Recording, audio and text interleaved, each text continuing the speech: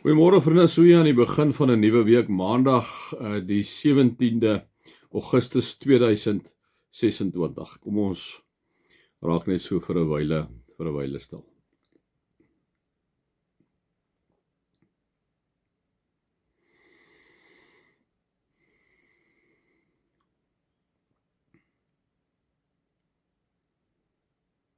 Here, baie dankie vir 'n nuwe week wat voor ons uitstrek. Baie dankie dat ons ook vir U kan vra om saam met ons in hierdie nuwe week in te beweeg. Lei vir ons Vader, hou vir ons vas asseblief. Amen. En mag daar vir julle genade en vrede en oorvloed wees omdat julle God ken, Jesus ken en die Heilige Gees ken. Ja, dan gaan ons aan in Petrus. Ek het vir julle Saterdag gesê toe ons begin het met Petrus, die eerste brief van Petrus, dat hy het geskrywe aan Christene wat op daardie stadium versprei gewoon het in die provinsies van die Romeinse Ryk. Ek het vir julle ook gesê dat 'n ou moenie die goed as van 'n afstand af lees nie, maar ons moet sê ons wat in Wes-Kaap bly of in Oos-Kaap bly of in Noord-Kaap bly of in Gauteng bly, KwaZulu-Natal bly, kom ons luister wat sê Petrus vir ons. In plaas dat ons sê die provinsies van Pontus, Galasië, Kappadosie, Asië en Bithynië, praat ons eerder van die provinsies van die Noord en die Wes-Kaap en al daai tipe goed, né? Ons sien dus vir mekaar gesê, hulle leef as vreemdelinge in hierdie wêreld, liewe vriende, wat nie hulle geloof gedeel het nie. Hulle het nie noodwendig vervolging op daai stadium beleef, formele vervolging nie, maar hulle is uitgesluit, hulle is gespot, verdag gemaak. So dit was nie vir hulle lekker gewees nie. Nou, Paulus skryf hierdie brief inderdaad, liewe vriende, om hulle te bemoedig in moeilike tye, te help dat hulle kan help om hulle te verstaan wie Christus is, het te wys hoe om heilig en anders te lewe en hoe om te reageer op opleiding, né? Of op swaar kry. Kom ons gaan aan, vriende, dan by vers 3. Nou vers 3 is die teks wat julle gewoonlik altyd sal hoor ons by begrafnisse gebruik. Dis die teks, vriende, wat vir ons kom sê en wat Petrus ook vir ons kom sê hierso. Dit is die een iets in die lewe wat vir ons as kinders van die Here 'n hoop gee. En dit is die opstanding. Daarom kom sê aan God, die Vader van ons Here Jesus Christus, kom al die lof toe. In sy groot ontferming het hy ons die nuwe lewe geskenk deur die opstanding van Jesus Christus uit die dood. Nou het ons 'n lewende hoop op die onverganklike, onbesmette en onverwelklike erfenis wat in die hemel ook vir julle in bewaring gehou word, né?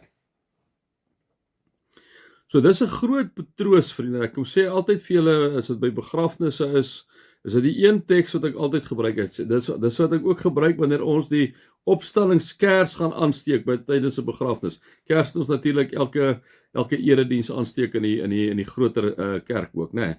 Maar dit is die kers ons gaan aansteek want ons glo in die opstanding van Jesus Christus. Daarom sê ons in ons geloofsbelijdenis ook, liewe vriende, ons glo in die opstanding van Jesus Christus.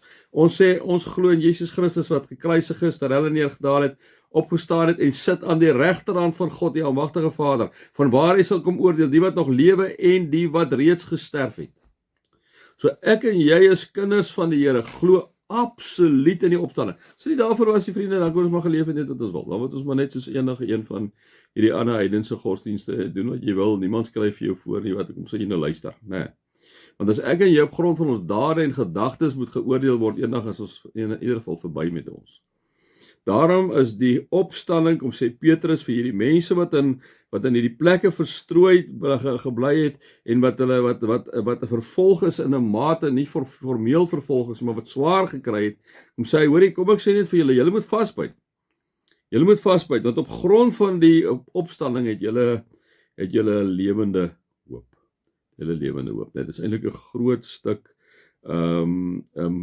troos wat Petrus kom gee vir hierdie mense, 'n groot stuk troos wat hy ook vir jou en vir my kom gee in die moderne tyd waarin ons leef. En dit is waarin ek en jy moet vashou, vriende. Ek het sommer wat by die huise aanbetref. Julle kan natuurlik vir julle 'n opstandingskers, ek kan enige kers wees, kry so 'n groterige kers vir julle, hoef nie baie geld te wees nie.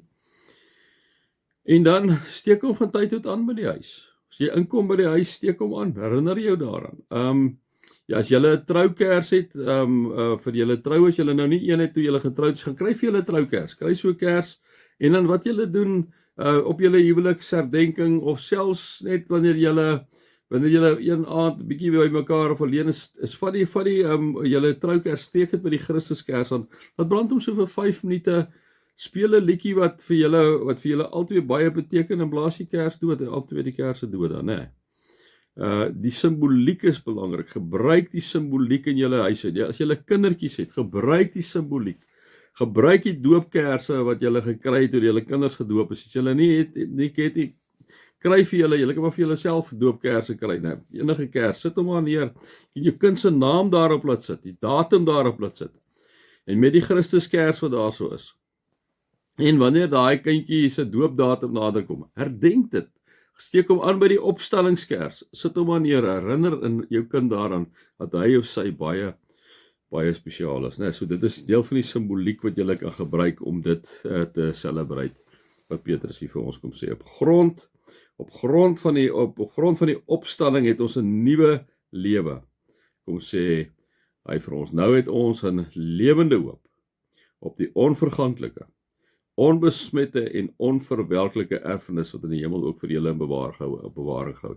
Daarom sê ons ook, ons glo in die ewige lewe in ons geloofsbelijdenis, né? My 5 sent vandag, vriende. Mag julle God se liefde ervaar, sy genade ervaar en sy teenwoordigheid ervaar. Amen.